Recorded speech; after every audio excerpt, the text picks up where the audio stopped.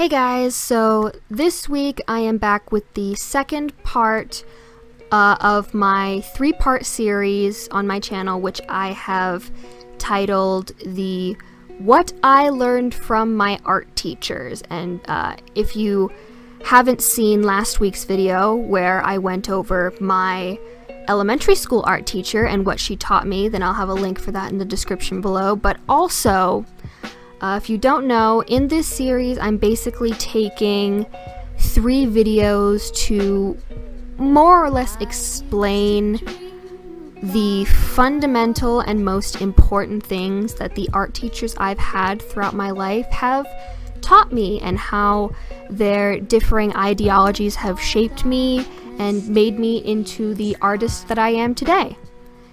So getting into this week, we're going to be talking about my middle school art teacher, who we're going to refer to as Mrs. P. Now, Mrs. P is slightly different from my elementary school art teacher and my high school art teacher in that she's not an artist in the general sense. I mean, she is an artist, and she could draw very beautiful things, and she had a great talent for, drawing and painting. But Mrs. P was actually a photographer. That was kind of her main thing. She went to school for photography, and while she was at school, she took a lot of different art classes, and she learned a lot about art, which made her not only qualified, but,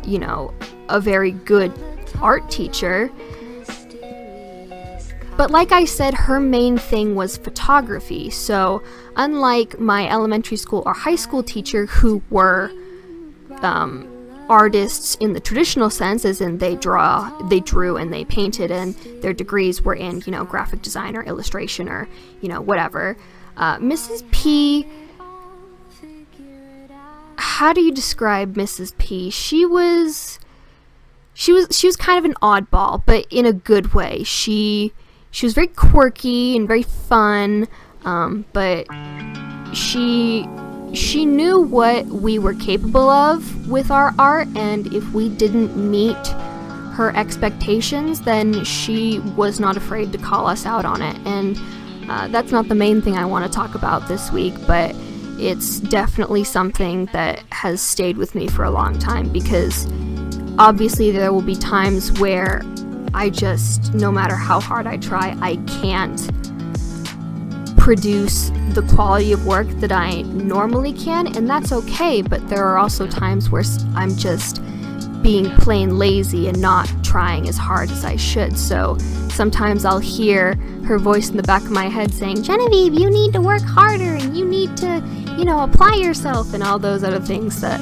a middle school teacher will tell you when you're slacking off in her class. But anyways, the main thing that I want to get into in this video is Mrs. P's philosophy on same-face syndrome. Now, I'm certain that most of you know what same-face syndrome is, but for those of you who don't, I'm going to briefly explain it. Same-face syndrome is basically where you draw all your faces and your basically the facial structure, the proportions, the size of the eye, the nose, and basically you draw faces exactly the same way for every single character you draw. Your faces look exactly the same, no matter what you do or how hard you try to make them look different. The one thing that I can equate and give an example of same-face syndrome in popular culture is in some animes. If you take the female or the male cast and you line them up side by side and you take away their hair and their eye color, they're going to look exactly the same. And that's why same-face syndrome is such an issue within, manga or graphic novels or comics or anime or just, you know, drawing in general, is that when your characters look exactly the same and the faces you draw look exactly the same, it's really hard to create unique and distinct characters and personalities, because you're essentially creating the same character over and over and over again, but you're just changing, you know, the hairstyle or color or the eye color or, you know,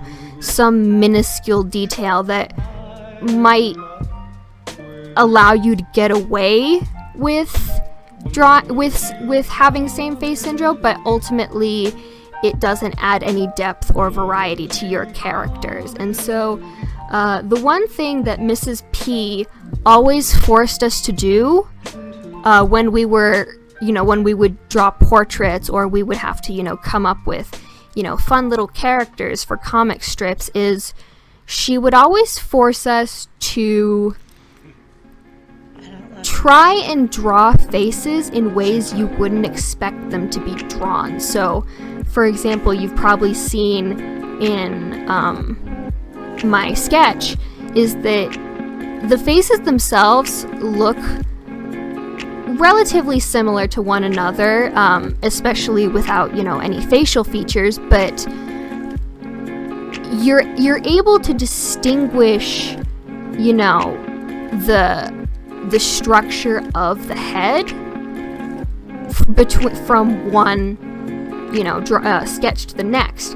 And that's kind of how she went about trying to annihilate our same face syndrome. She said it doesn't matter if it looks realistic. She didn't really care if we drew realistic or cartoonish or whatever. She just said, make sure that there's, you know, at least one or two things that make the first sketch you did different from, you know, the second or following sketches that you did. And I don't know if I'm explaining this correctly, but I think one of the biggest things that Mrs. P said that kind of influenced my style and helped me to kind of walk away from same face syndrome is having a unique style of art is something that you need to be proud of. And if drawing realistically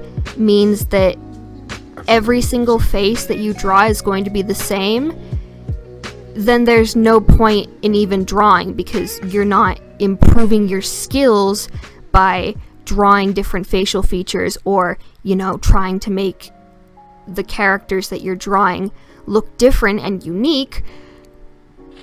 But you're just going to get bored after a while drawing the same face and the same thing over and over and over again. So ultimately, I think what I learned from Mrs. P is that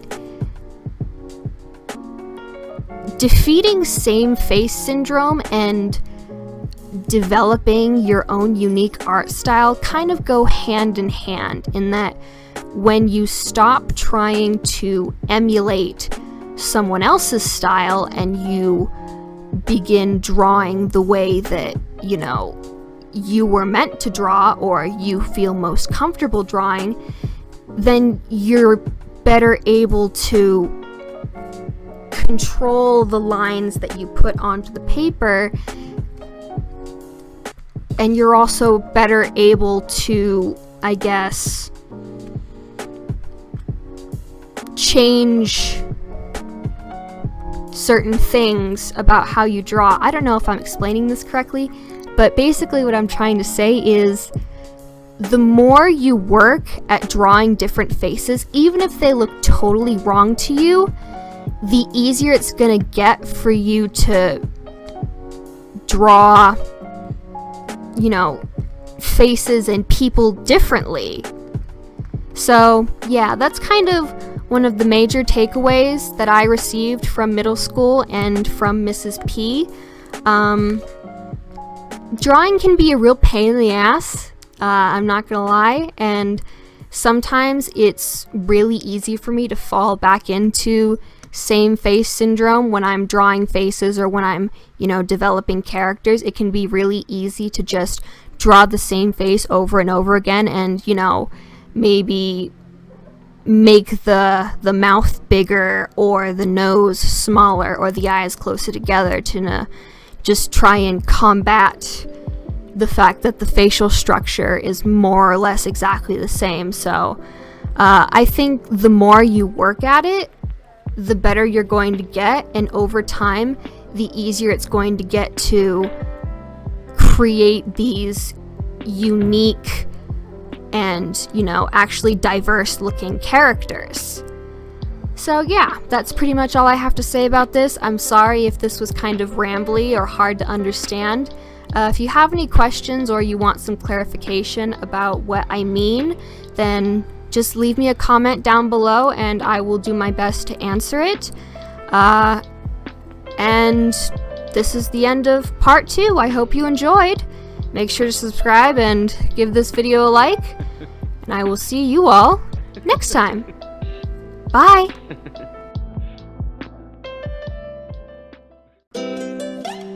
Thanks so much for watching. If you like this video, please leave a like and subscribe to my channel. I come out with new videos every single week. And as always, I will see you all next time. Bye!